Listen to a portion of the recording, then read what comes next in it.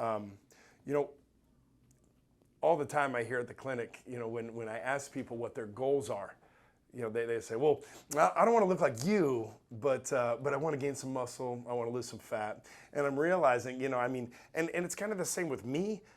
There was a time where I wanted to be the biggest guy in the room, and not anymore. I'm more interested in longevity with energy, you know, with being faster, more athletic, feeling better, not having the aches and pains from football and the pressure on my back. You know, I mean, honestly, I think that most people that come into this clinic probably want to have your physique versus my physique. Right. What's your key? So, you know, there was a time where I wanted to be you. I wanted to be the biggest guy in the room, but, you know, whenever I was that guy, I didn't feel good because I had so much weight and it was just bearing on my joints. And therefore, I suffered severe injuries, lower body injuries, because of the simple fact that I wanted to get that mass. And at that time, I did it because I thought being masculine, being an alpha, was being jacked. There it is. But that's not it. Really, it's about longevity, like you said, anti-aging, because we want to be in this for the long run, not just for ourselves, but also our kids. You're a family man. I'm a family man. 100%. You know, not to mention, you know, you're a soccer coach, which, you know, you played soccer for a while, right? So I played soccer, but I never played it recreational. I've just been in, because of my background with fitness and training, I know the fundamentals of sports, especially for youth. Yeah. So for like my son, even though he's improving, I'm still able to keep up with him. Now, as a coach, Yeah. So as a coach, me, I look at my surroundings because I always want to see what's everyone doing with their health versus what they're doing in their spare time. I'm always looking at their health, and I'm looking at fathers my age or even older, even younger. They look like they're not taking great care of themselves because I look at their physicality. Now, me, I'm 36 years old. When I'm coaching, I'm keeping up with all the young athletes, and because I've been keeping very good care of my body for a long period of time. And with my son, and now we have these. I've told my son this, and we've had this conversation. I told my son, one day you're gonna beat me, but not today. I'm gonna be in this. That's what it is. Yeah. Honestly, for me, I mean, my son is a beast. He's 10 years old. He's 99 pounds with abs. Okay? Oh yeah. He's training, and he's top scorer in every sport he's playing. And that's awesome. But I'm already seeing it. I'm like, if I don't work my ass off, he's going to be beating me in a few years, and I'm not going to let it happen. Yeah. You know, I'm going to fight that fight. One, from a personal pride, but two, I want to teach my son to strive. I want to teach him, you know, I want him to work his ass off to one day beat me. And when that day happens, when he does beat me, I hope that I'm proud and I hope I'm happy about it. Right. But not now. Yeah, exactly. It's very important as alphas. We're not just protectors and caregivers, but we're leading the right direction for our kids, because we're teaching them that value to work hard, be the best that you can be, and work even harder. Because, I mean, you want your kids to be competitive, but in a positive way.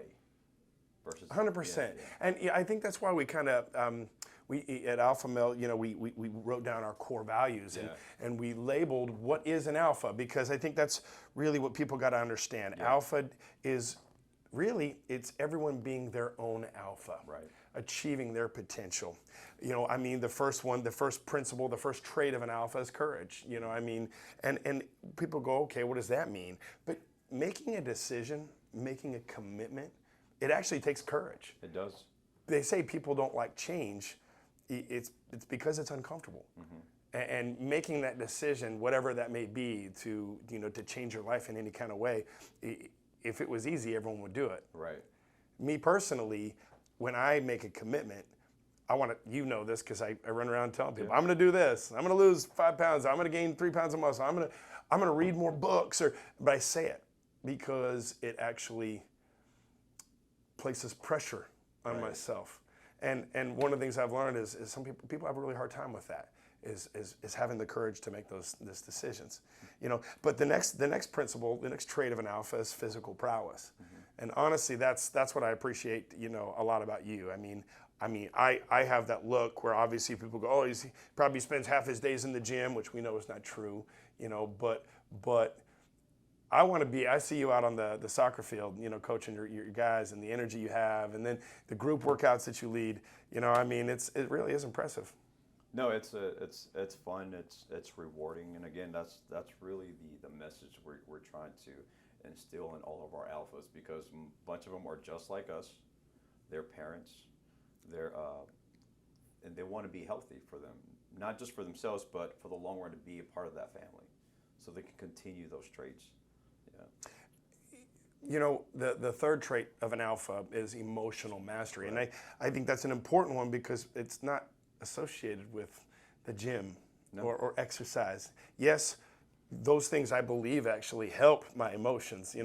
I had hair replacement surgery 2 weeks ago. You can kind of see a scar here, but so it kept me out of the gym actually for 3 weeks. And man, last week I was just pissy.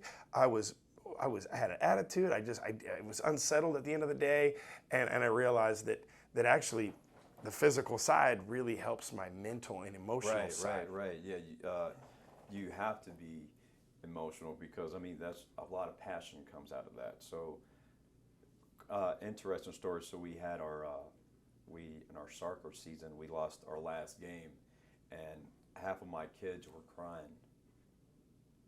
For some people they would think, oh, why are they crying?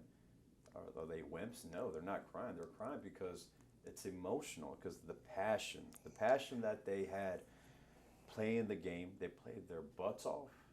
Then they worked so hard for the season, and then to lose that game, it was emotional. I'm glad you brought that up, because honestly, now the trick is, as a father, to teach our kids to handle that the right way. Correct. But the one thing I've learned is I would rather my kid or my kids, I would rather them be hard on themselves and be emotional after a loss than be okay with it.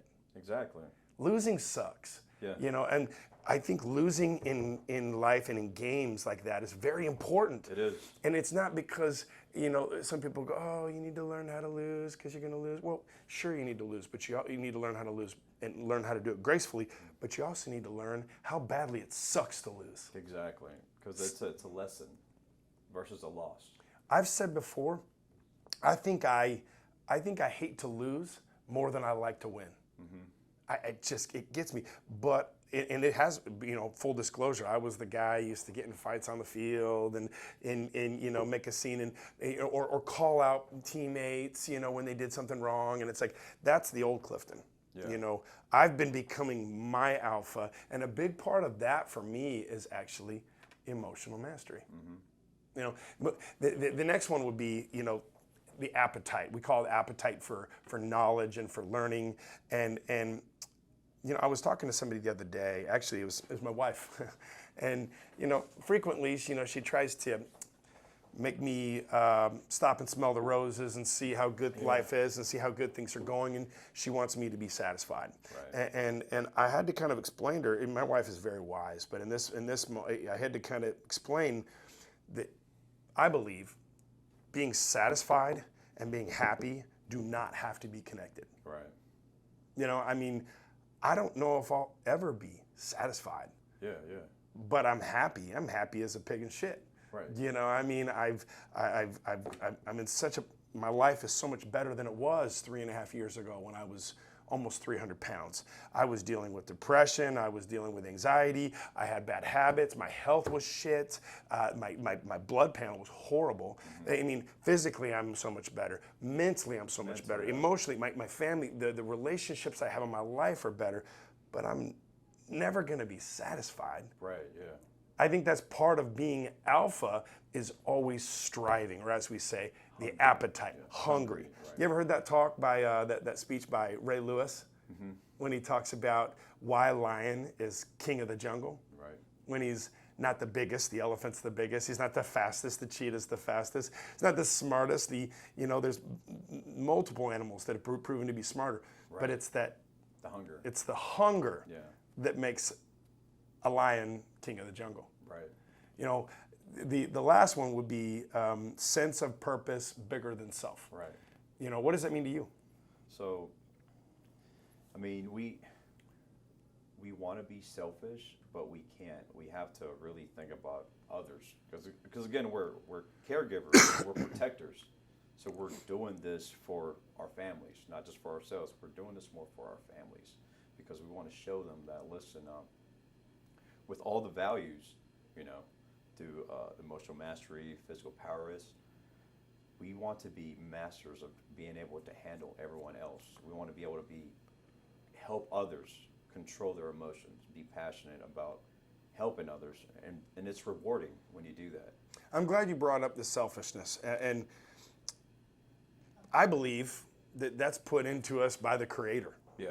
I mean, you look at a kid, but before they're even old enough to speak, they don't want to share. If they have a toy, Yeah, exactly. if they have a toy, even if they're not playing with that toy, it's just sitting there, and another kid or another baby Yeah. grabs that toy, they instantly have to have it, and one of the first words they learn is mine. Mine. It's not a learned behavior. What is a learned behavior is becoming selfless. And I know it sounds kind of hokey, but in the business world, I've been writing my own checks since I was 21 years old. I've owned multiple businesses. I would say I've done reasonably well in business, but I've never ever been fulfilled at work until I started the Alpha Male Clinic.